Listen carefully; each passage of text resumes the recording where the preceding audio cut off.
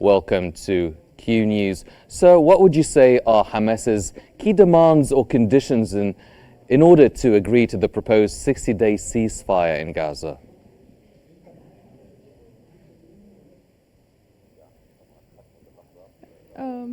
Good afternoon. So far, the occupation has announced that they agreed to a truce, but are no official statements to state so. Hamas also released some informal information that they have some reservations regarding the withdrawal of the occupation troops from the Gaza Strip, the Gaza Strip, and in the meantime, they want guarantees to stop the war because the only pressuring card that Hamas has is the detainees.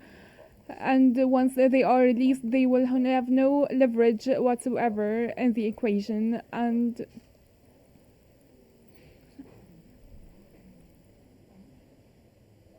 Dr. Reqb, would you say that the Israeli Prime Minister Benjamin Netanyahu has changed or evolved his stance regarding the ceasefire in light of the US pressure and the shifting public opinion within Israel?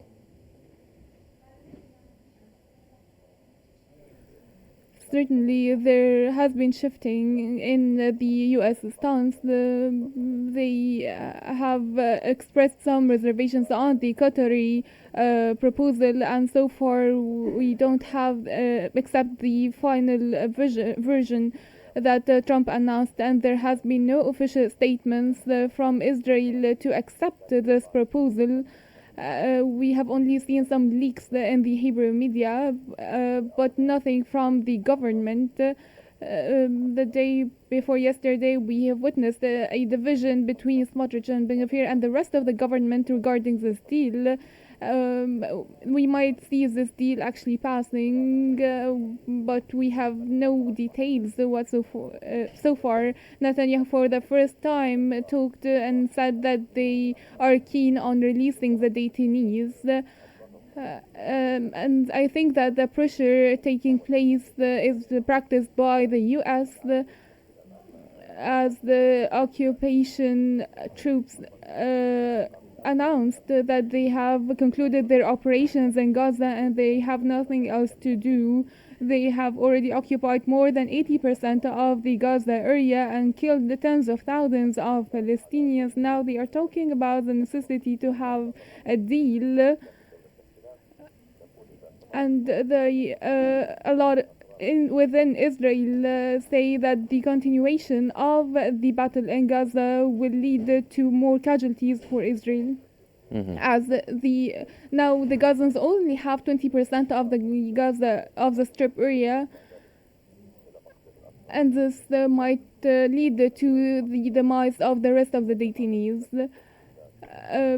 The operations will only be concluded by a political deal and not by continuing the fight. Well, what about the concerns surrounding the Gaza Humanitarian Foundation, and how's the humanitarian situation in Gaza impacting the international pressure on both parties?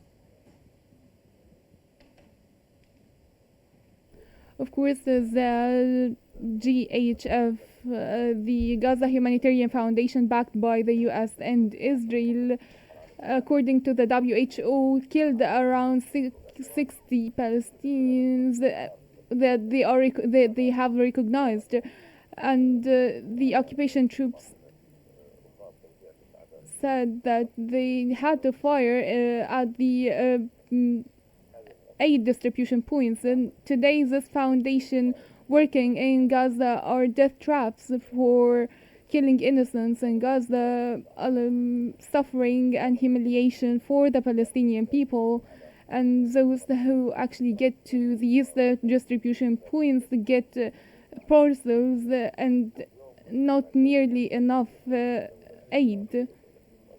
Around 130 humanitarian organizations are now demanding the shutdown of this foundation because it's now evident it's only harming the Gazan population, and only the UNRWA is able to control the food and aid distribution as they have long time expertise in this regard, but the US and Israeli sides are only planning to humiliate the Palestinian people. Of course, the mediators have been working in this regard to enter the aid away from the GHF, and they're working to cooperate with the international organizations to alleviate the suffering of the Palestinian people, as Palestinians are starving to death due to the lack of supplies, which is impacting the life quality of the people in Gaza, and it influences everything in Gaza, as the medical sector has entirely collapsed, and the lack of food. Yes. From Ramallah, that was the political science professor, Dr. Ayman Al-Reqb. Thank you very much, sir, for joining us.